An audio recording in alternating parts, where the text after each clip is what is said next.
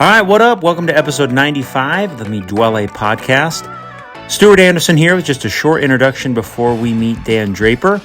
Chip and I interviewed Dan, the founder of Maybird Cycling. You might have seen the Maybird Cycling kids riding around your neighborhood on the trails. They are everywhere. This is such a great team. We'll talk all about what they are, who they are, and why Dan founded them, and the huge impact that he's had as both an example and a coach to the Maybird squad. So really fun to meet with Dan. Really excited about this episode. Just getting into why he started Maybirds and the history of what this team is all about. These high school kids who compete and train and work outside of the high school program. Dan alludes to it in the podcast, which is, it's kind of funny because I thought the same thing. If you are out riding where a lot of me Duoles ride, there are two kits you are bound to see, a Maybird kit or a me Duole kit. And we thought it would be fun to interview Dan and talk about his team and why they exist and who they are. So really grateful for this chance to meet him and thankful for not only the things he shares about Maybird, but you'll learn a lot about coaching kids, what he thinks is important when it comes to making sure it's a positive experience for young kids on the bike and old folks. You know, it applies to us too. So grateful for Dan's wisdom and the things that he's learned on the bike. So really fun to connect with him. Grateful for all you listening. Episode 95. Hard to believe that we have this many interviews and episodes over the last 3 years, but super grateful as we close up 2023. We've kind of moved into an interesting part of the year where the team moves to Zwift.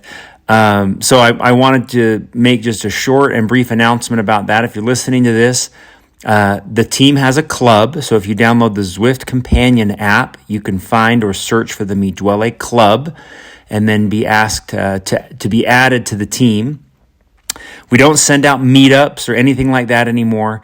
When the club creates an event, you get notified through the Companion app, and then you can join or not join. There's pretty clear instructions every time one of the race leaders or ride leaders organizes a ride. So we have multiple guys on the team creating rides, planning weeks in advance. Big thanks to Clark Davis, who is kind of spearheading our entire Zwift season. Really cool to see him plan and organize what we've got going on for the winter. So join us or don't. I mean, it's awful and terrible and wonderful all at the same time. So join with caution. It's a huge part, in my opinion, of belonging to the team through winter training and the things that we accomplished on Zwift with a lot of prizes and fun stuff from our sponsors. So join us on Zwift 2 or 3 times a week. We've got a calendar and everything that helps us keep organized. So that's it.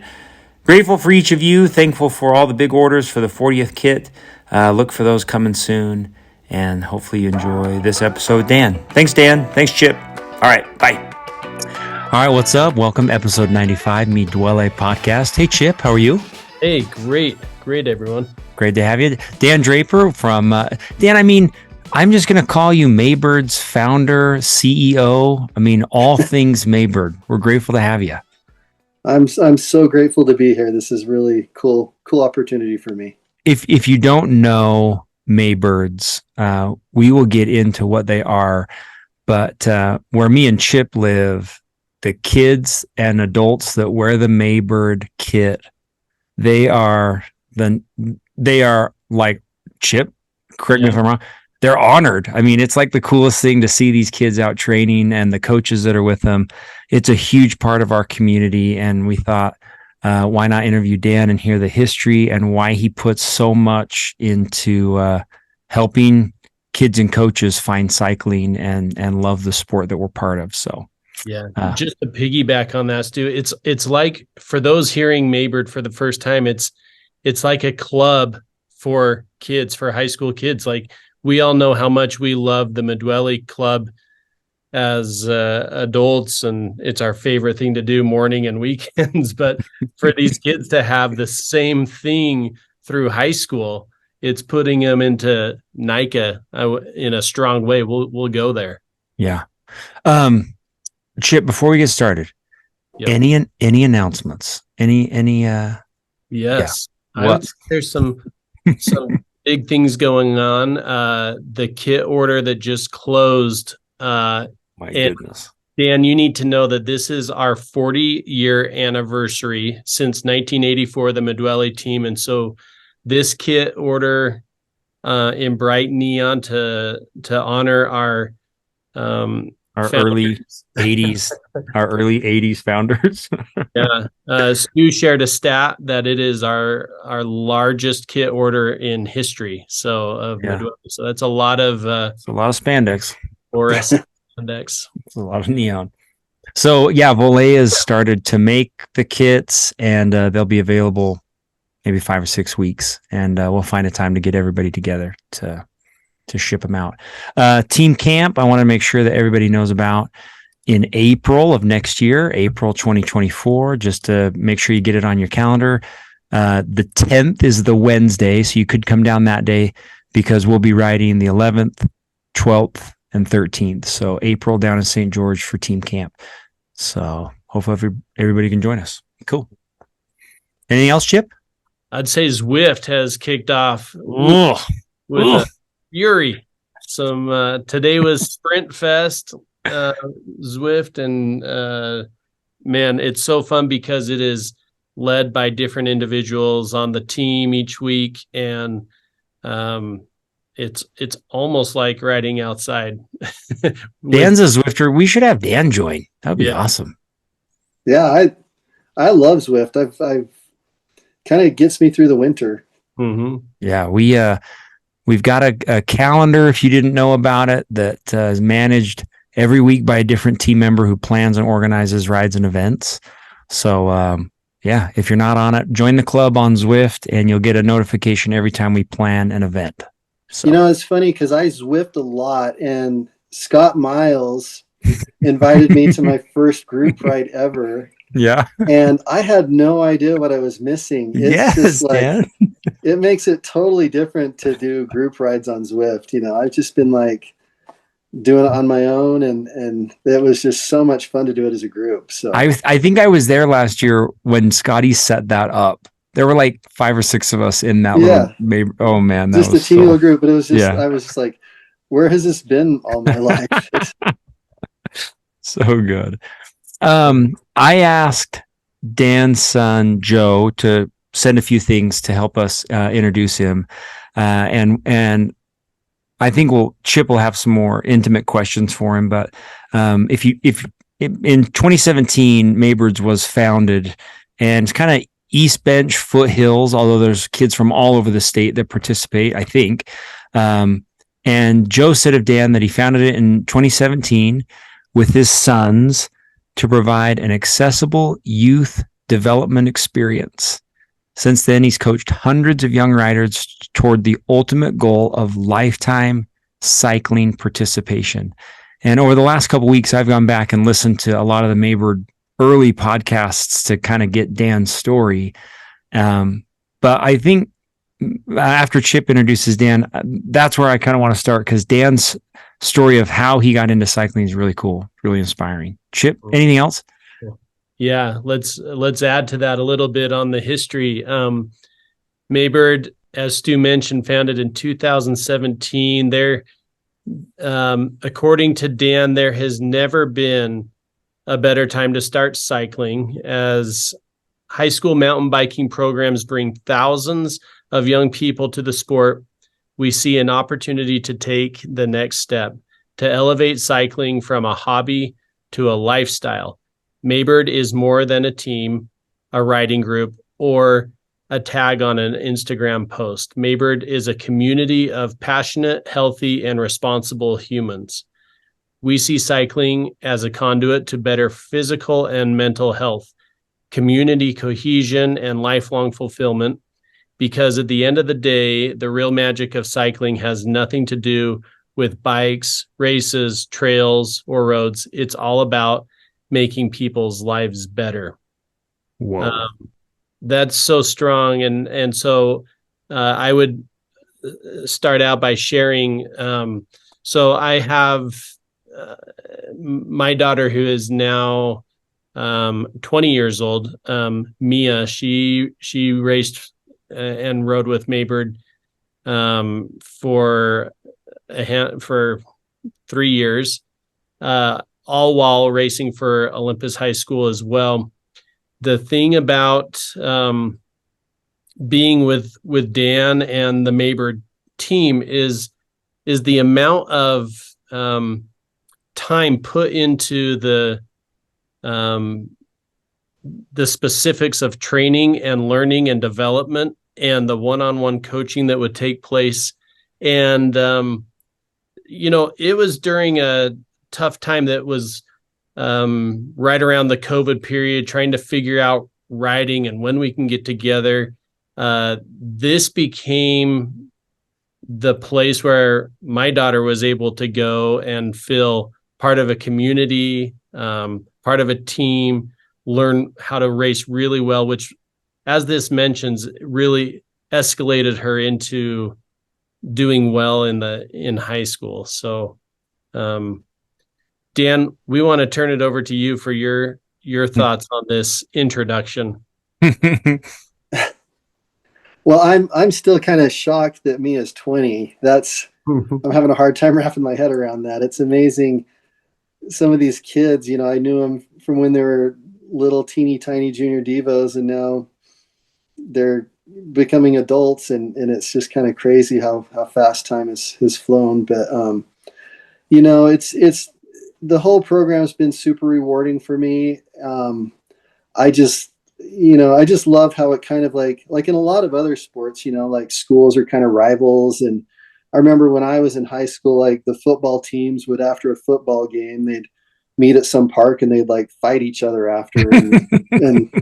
And cycling's like the complete opposite culture, which I just love, at the high school games, it really doesn't matter what team's doing well. Everyone's cheering for everyone.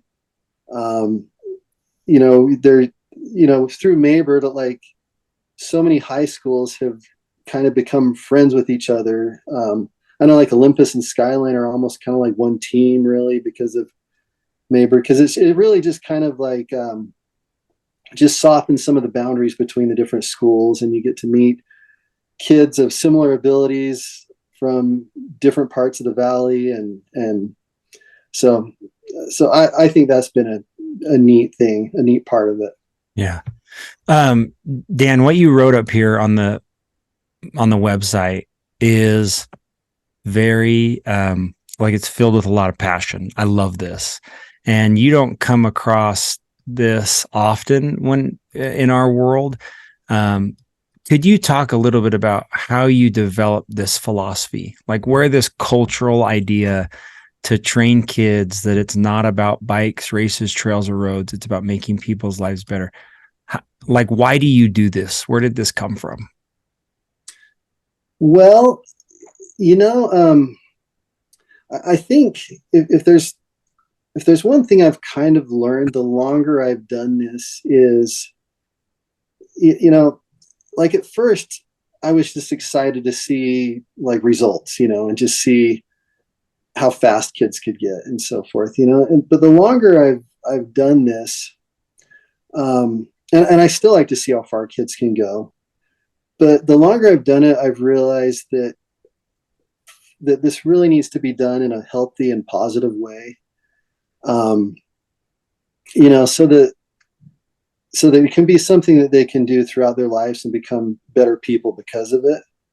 And I think that just understanding these kids as individuals and kind of just keeping their best interest at mind is really the priority over results. This is like cycling for these kids. It's not a job. This doesn't put food on the table for any of them. It's something that should bring them joy, should make them happy, shouldn't be a huge source of stress. So I just think that there's got to be an appropriate way to get them as fast as you can get them, but in a happy, healthy, fulfilling way too. Nice. Would you tell the story about how you found cycling? Okay. Well, I wish I had a different story. I wish I could say I was like a former pro and this is just what I do in my spare time. But so when I was in high school, I was pretty athletic when I was in high school. I was in great shape. Just like a lot of these kids on these high school teams, it's, but then, fast forward a few years, when I was going through college, I started a business. And I ran this business for about 9 years, did fairly well, but in the recession of 2008, things started getting really rough. And long story short, I had to close the business down. It's the hardest thing I've ever had to do in my life. It was devastating. It was so stressful, and it kind of put me into a funk. And, I got really depressed, and I started to put on a lot of weight. And I got really unhealthy. And I remember I had a doctor's visit one time, and the doctor my blood pressure was like stage 2 hypertension. My doctor basically said that I really need to do something different or I'm probably going to die. And, wow. And so I scraped up about $800 or $900, went to a bike shop, bought an aluminum hardtail. And this was back when 29ers were just a new thing. And I was super excited because I had a 29-inch wheel. I thought it was super cool. Mm-hmm. And I bought that, and that bike basically saved my life. All I ever wanted to do was just ride it. I just would get home from work and I'd ride that thing.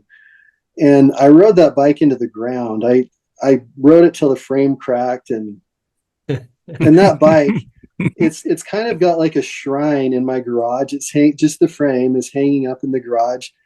And I honestly think if my house is on fire, I'd climb up on a ladder and grab that. That bike really saved my life. I kind of became a fanatic, it got me over my depression. I'm a healthy, happy person now. It didn't even take that long. It turned my life around pretty quickly. I do joke now that I have to work really, really hard to be mediocre. I'm not an amazing cyclist, but I'm good enough to have fun, and I'm pretty passionate about it. And I just love seeing other people kind of catch fire and learn to love it too. I love that. Man. So, Dan, you see that change in these kids these days. At different levels, at different stages of people's lives, they have that, we all face times where it's like, I got to make a change in school or in work or whatever the case may be. And we see that in cycling, that it is oftentimes what makes that difference. And I think it's really cool when there are coaches that teach that.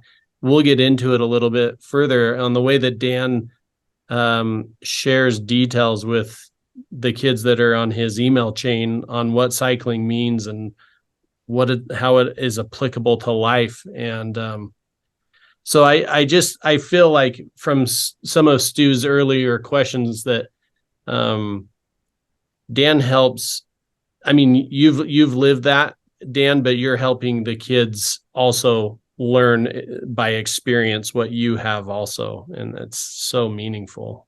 So Dan, kind of shifting that up a little bit, what are you doing for work now? And is it balancing good with all of your time with the kids and cycling?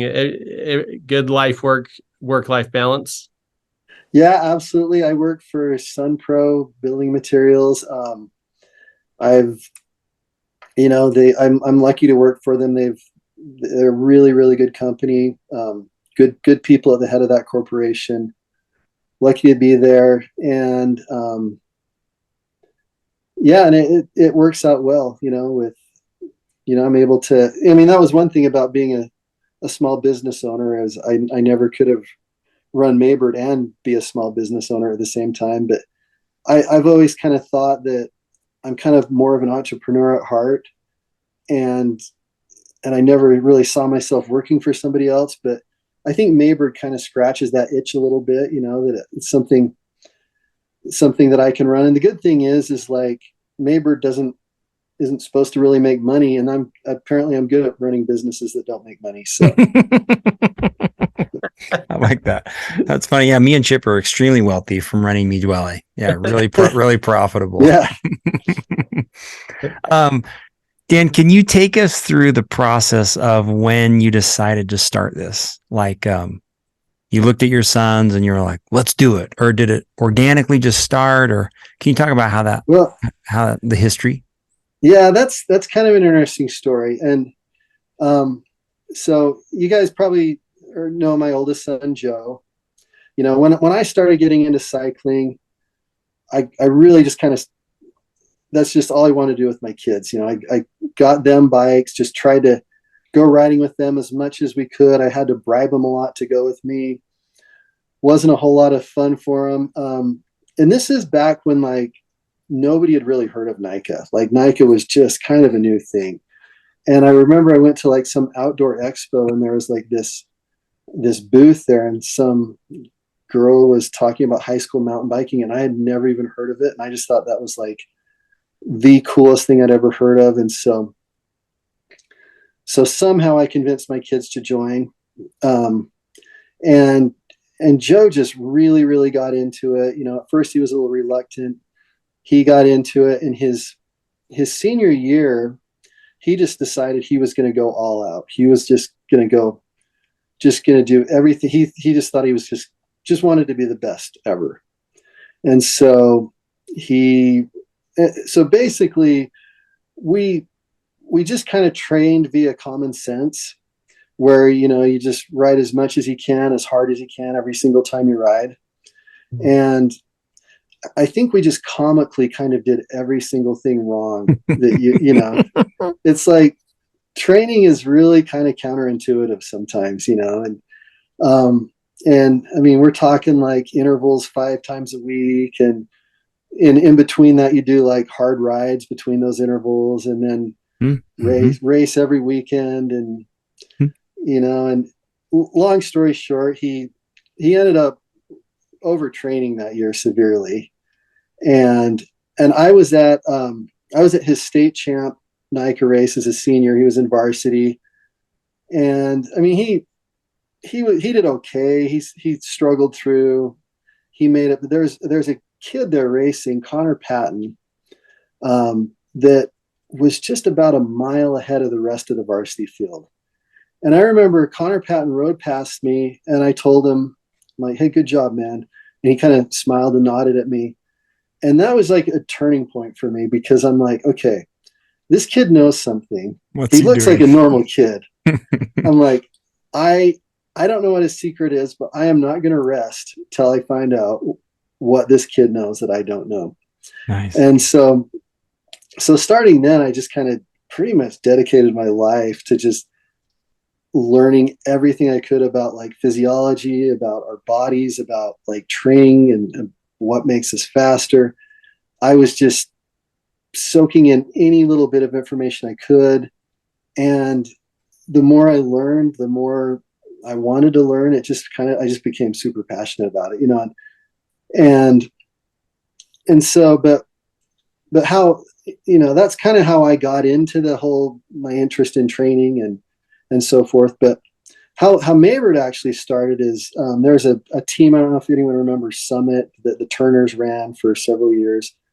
I always just thought that was just the coolest thing, because these kids could ride outside of NICA. They could go to some of these national races. They could wear these kits at I-Cup races, at midweek races. And, it's just kind of like, I just thought the whole high school thing was so cool that just kind of wanted more, and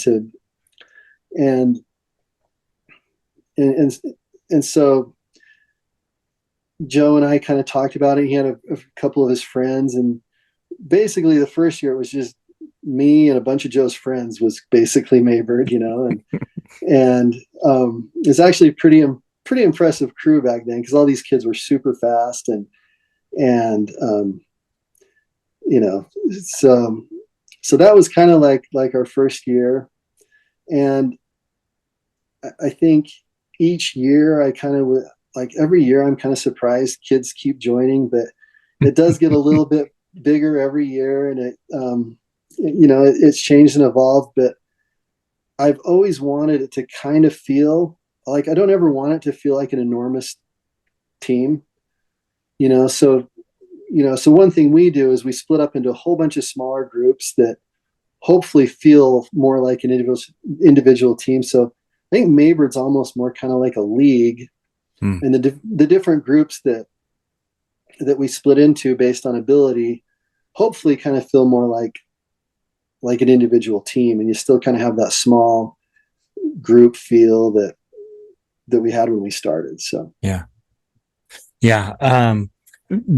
I know, I get the sense that there's probably people listening. I'm going to call out our younger millennials who don't know anything about what we are talking. Let me just explain something real quick that I actually didn't know. So what Dan is talking about is inside the high school program, there's like a league that runs the high school racers, and they manage the coaches, and they test the certificates of your concussion training, and they create the race courses, and they plan out the high school season, right? It's like they manage the high school group. So now let me read this note from Dan that we found. It says, it's easy enough for me to tell you the practical reasons I started Maybird.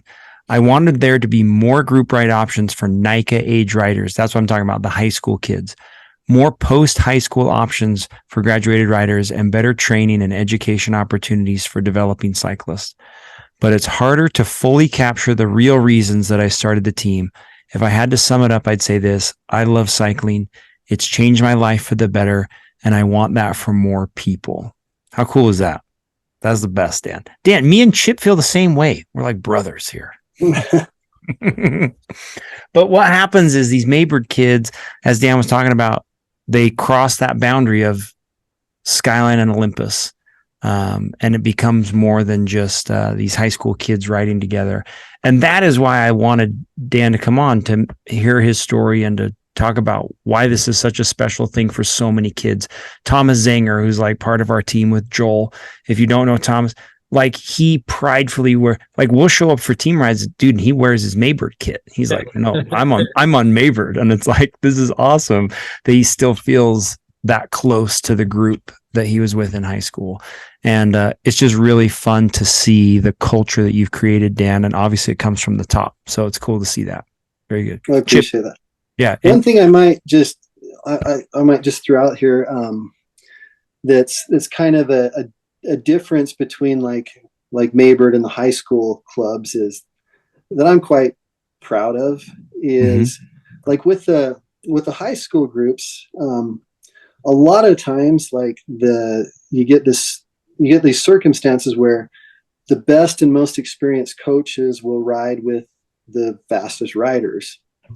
And the parents that are kind of new to the sport, because it really doesn't take much to become a NICA coach. You have to watch a few videos and take an online test, and the skills training, you go to like the skills training, it takes like an hour, and then all of a sudden you're qualified to coach kids how to ride bikes, whereas like in a high school football coach usually played college football or something, so right. So I think, and then like I said, kind of the best kids get the kind of the Drew Freeze and the best coaches, and the kids that are the beginners kind of get the parents that are just kind of volunteering and pretty casual riders. And one thing I think about that's cool about how Maybird does things is we actually use a lot of our riders like Thomas or, our older, more experienced riders to ride with the beginner kids, so kids are getting to learn from just top-notch experienced kid riders that have like raced nationally and have better skills than pretty much any parent's going to have. And I think it's just a really good way for some of these kids to get into the sport and get really, really quality instruction by using basically Maybird alumni and some of our older, more experienced riders to help coach the kids and kind of perpetuate the program. And cool. So that's nice. I know that it's had the same effect on Mia. She's graduated from high school. The Olympus jersey and kit gets passed down to my younger boys who are racing Olympus, but the Maybird kit remains as one of her go-tos for normal training. Dan, it's it has an effect on this overall has a very strong effect, and we've been talking a lot about that on these student athletes and as well as parents. This listening here today are parents typically that are raising kids and looking for I know I'm speaking for everyone listening, that are looking for great coaches for their kids, great teachers for their kids, great mentors for their kids, places where their kids can be involved and come away with a good experience, a life lesson. And so when Dan goes to email and is communicating with parents and kids, oftentimes the parents will come away, and I've watched this with I've seen my wife read Dan's emails to the kids and she is like, who is this guy? Why is he putting this kind of time and he's making big bucks. He's making a lot of money with Maybird into these emails? We're talking paragraphs of details, not only on, and we talked about it earlier, not only regarding the bike, but about life. And I copied and pasted just a few emails that I've received over the years from Dan. And here's just an example of something that Dan shares via email. And this particular part is titled the aerobic sub-threshold rides. And Dan says, the fastest riders on our team all have one thing in common. They ride more. There is an undeniable correlation between the amount of time someone rides and how fast they are. It's really not about being in a group that pushes you or doing some magical combination of intervals. It's about spending more time riding sub-threshold fairly easy. The fitness you gain by spending more time riding at a moderate pace is longer lasting, more dependable, and makes higher intensity work have a bigger effect. If you are not as fast as you would like to be, try longer or more frequent aerobic rides. And so, I'm reading this and I'm just thinking, wow, my 16-year-old just read this email and is like nodding her head going like, okay, I get, she's not listening to dad, who is telling this is dummy. Coach Dan, and so the thought, Dan, that you're putting into mentoring, coaching, and all the things that I just mentioned, share with us what is behind that. Well, a couple of things. And one thing, I used to send out I started out sending out emails to people, and then I'm like, wait, kids don't read emails. So then I started sending out like just text messages from Team Snap. And I'm like, okay, yeah, I think kids are more likely to read those. But lately we've been kind of using the podcast as a chance for me to offer my unsolicited advice, to people. And I don't know if that works better or not, but I that's kind of how we're doing it now.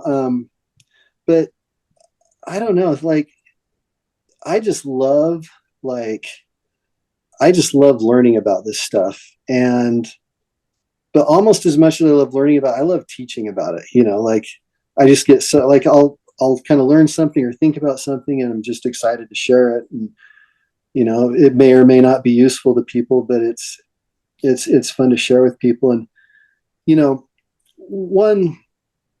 one theory or one thing I have about Maybird is like a lot of kids out there and a lot of people just want to be like coached. They want like a training plan that tells them everything to do, and they don't want to think about it. They just want to, and I think that's great and it works. But I personally think that in the long run, like if they understand some of these training principles, that's going to serve them, throughout their life, if they can understand some of this stuff and, understand why some of those things are on their plan and so forth. So, one of my sayings I like to say is principles over plans, and I think my role, because I really, we have so many kids, I can't really individually coach as many as I'd want, but I do love to every opportunity I have to teach, and hopefully someone out there finds it useful or helpful or benefits from it. But education's probably one of the biggest priorities for Maybird, because I want these kids to know what they need to know, that they can be successful lifetime athletes after they're away from the tutelage of their coaches and high school coaches and so forth. So, yeah. Nice.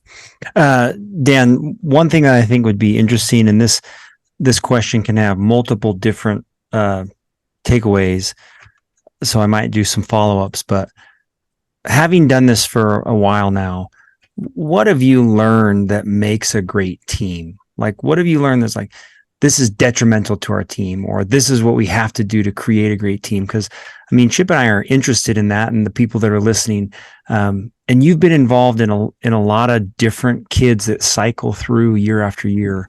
What have you seen that makes a great team?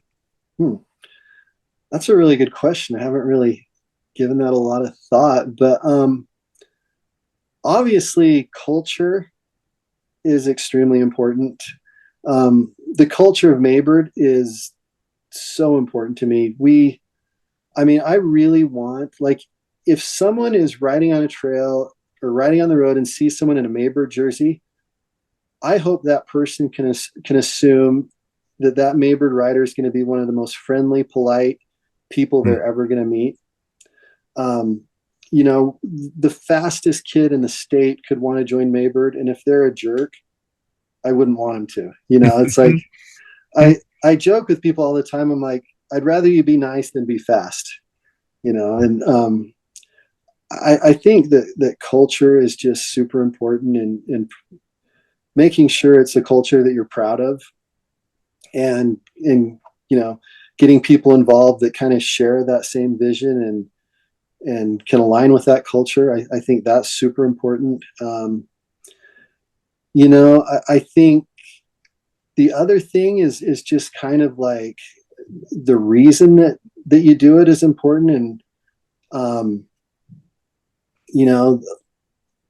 that, like, I really think that one thing that, initially it can be motivating for kids, but can almost kind of be a nail in a coffin ultimately, is if they're motivated by ego. And, I just think it's super important that everyone on Maybird does it because it's healthy, brings them joy, makes them happy, it's fun. And, whether they're having a bad day or a good day, they're happy that they're on their bike, And so, nice. So yeah, that's a good question though. Can I give a follow-up, Chip? I don't want to jump in on you, but okay, follow. Then, like, I have a kid, and if she listens to this, she's a sophomore. If you had like just one opportunity to say to an up and coming cyclist, what have you also learned then? What makes a great kid? Like, what makes a great, what is it? Are there any factors that you're like, this will help you more than anything when it comes to this sport or participating in this activity? Yeah, that one I've thought a lot about. That's an easy, and I don't know if any of you have noticed, like on all of our bibs, we have the letters TBY, and they're upside down on our bibs, so you could, like, the rider can see them while they're pedaling. Okay. And that it just stands for the best you. Nice. And that concept is just so important to me, that that kids don't really compare themselves. Like, you really shouldn't compare yourself with other people. That it should be about you becoming the best that you can possibly be. There's just such a huge difference between the worst we could be and the best we could be. And, and that's really, like, we really can't control how good other people are, unless we're like poisoning them or flattening their tires or something. We really can't control how good other people are that show up, but we have so much control over how good we can be ourselves. And that's really where the focus should be, is just improving ourselves and not comparing ourselves to others. I love that. So, spoken by someone who's been around a lot of kids. It's true, though. It's awesome. It really is, because like the other day I was riding with, honestly, one of the best girls in the state. She's won multiple varsity races. She wins races all the time. And a friend of hers was riding as well, that kind of got away a little bit and was going faster on that particular day.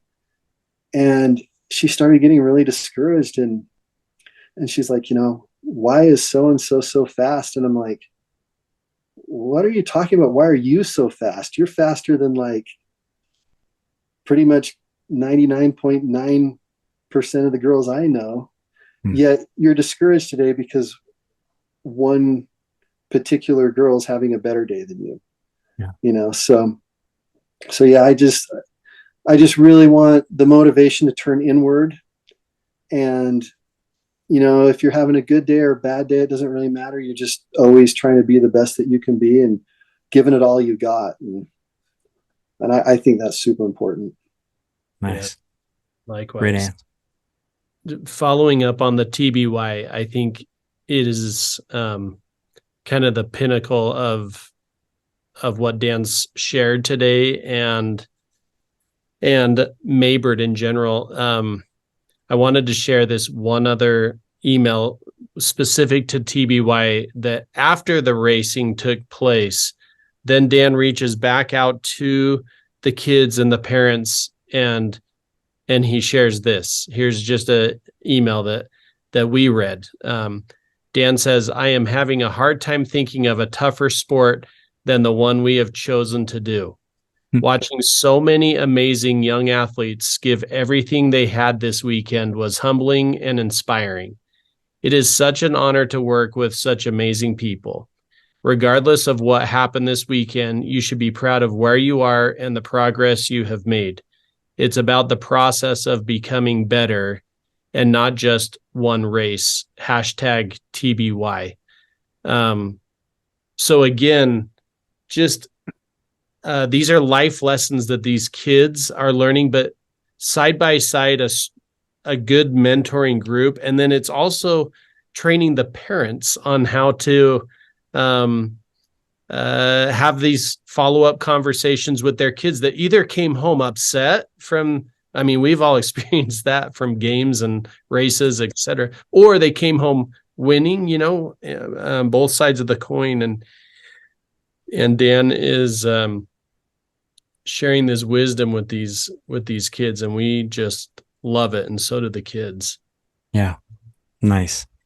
Hey, Dan, before we roll into like a little conclusion, advice, and lessons learned, I wanted to ask you some quick, like, sillier questions. You ready? Oh, fun. Okay. Yeah. Okay, good. Okay, first, I got to know about your Strava. This is so, if you don't follow Dan, you should. Where did you get this idea? And well, explain it to everybody what you do. Well, so every time I do a ride, okay, and it's only when I actually do rides. If I go on hikes or something, I don't do this. If it's an actual ride, I come up with I call it my Strava poll.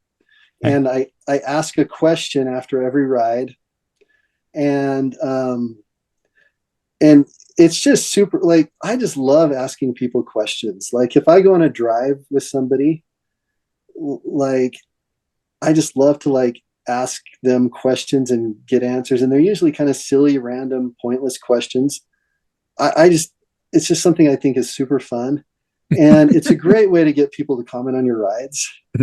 So like, if I don't do that, I don't get any comments. So, and let me just throw out there, if you are listening, it makes my day if you answer one of my questions. So, I'm going to answer every day. Yeah. So please try and answer. If you like, can. like for example, yesterday's was it worst Thanksgiving food, least favorite, nastiest? Yeah. It was so funny.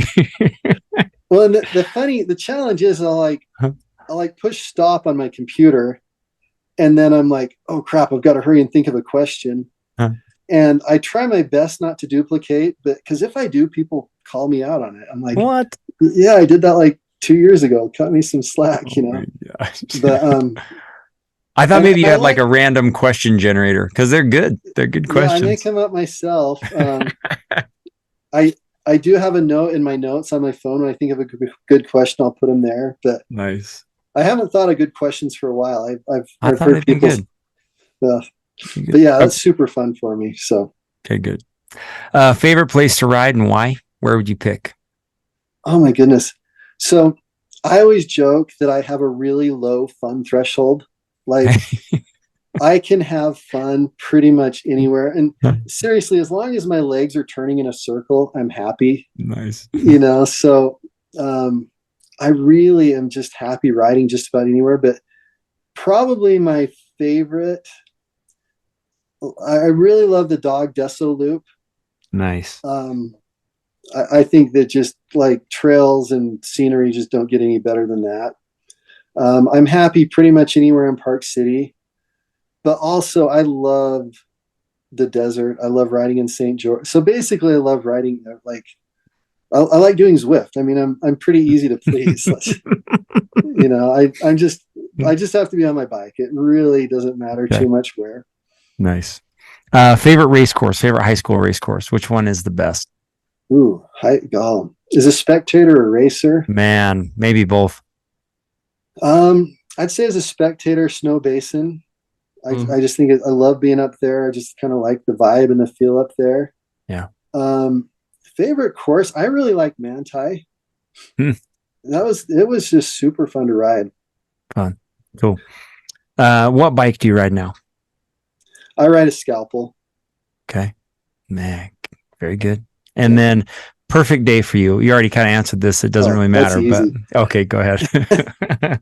Okay. So perfect day for me is when you just pretty much spend the entire day alternating between riding a bike and eating food. I agree. I just did that Frog Hollow thing. That's so good. Yeah. I just did Frog Hollow and I kind of poached it. I kind of like borrowed someone's race plate and I didn't go through the timing tent, but I rode all day long. You still did like 100 miles, like over. Yeah. But it was just like the perfect day because like I would ride and then I'd come to the tent and I'd eat something and I'd ride some more. And like, there are a lot of people out there suffering, but I'm like, you know what? This is like, I want to do this on my birthday. This is like the perfect day. Like, that's so good. Chip, any other quick questions? Oh man. I'm really looking forward to hearing from Dan on advice for dads and coaches. Well, Dan, we always kind of ask these questions. If you were to if you were to go back and do it again with your boys, or advice to us young dads, not like you're old, but what advice would you give there? What would you share? Bike related or just dad related, either way. Well, I'll say two things. The first is kind of more practical on kind of how to get fast and how to become a better cyclist. And then the second is going to be a little more mushy. So, from the time I saw Connor Patton just right away from that group, I have been on this like constant search for the silver bullet that makes people fast.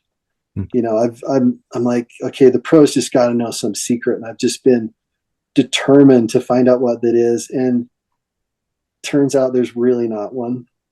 But I would say, you know, I always say there's kind of three things that are pretty simple that, you know, if you want to get faster on the bike, these are three pretty simple guidelines that, you know, that are going to make you faster. And, you know, and the first one is just ride more. I mean, that's how simple is that? You know, there's just the core, like the kids in the that are winning varsity races ride a lot more than the kids that are in mid pack and other divisions. You know, there's nothing that complicated or magical. It's just like, it's just more time on the bike makes you faster, obviously, to a point, you know. That's the first thing. And then the second thing, and this is kind of a struggle for like high school kids, is distributing your intensity. Like, riding with high school kids is super fun, but I sometimes have a hard time distinguishing their zone 2 from their interval pace. Mm-hmm. You know, they're just basically always riding as fast as they can go given the circumstances. And the only time they slow down is when they get tired. That's the best description of how every high school kid rides. Yeah. And, you know, and like the more they suffer, the more fun they have. Yep. You know, and so getting them to slow down is kind of a challenge. But yeah, like learning how to distribute the intensity appropriately is huge. And it's a little counterintuitive sometimes, but it helps a lot. And then the third thing for that would be just taking care of yourself with nutrition and rest and recovery. And, you know, if you can do those three things, you're probably going to get faster. As far as the kind of mushier side goes, as far as my advice would be, is, you know, really just try and use this sport to become a better person all around. You know, I really hope that, like, by being part of Maybird, it helps you be a healthier, happier, nicer, friendlier person. You know, just this sport has so many opportunities to make friends. I mean, I am just so thankful for all the friends I've made, that if it weren't for this, if it weren't for my involvement in the cycling community, my friends wouldn't be nearly as cool as they are. You know, I've got some really disproportionately cool friends that I'm just so lucky to be able to hang out with and ride with and be friends with. So yeah, just use the sport to become a better person. And another thing I would say is, you know, do it because it brings you joy. A lot of times, you know, we kind of teach kids that, you know, just make sure you're having fun. And that is true, but let's face it, not every single day on the bike's fun. And it's kind of like, I compare it to like raising kids, you know, like not every day of raising kids is fun, right? You know, I mean, but it does bring you joy. And that's what I really hope this sport does for people, is it, you know, whether you're having fun or not, whether it's hard or easy, that ultimately it's bringing joy to your life, you know? So, yeah, I'd say that's my advice. Great advice. Great list. Very good. So good. Chip, any follow-up, any thoughts?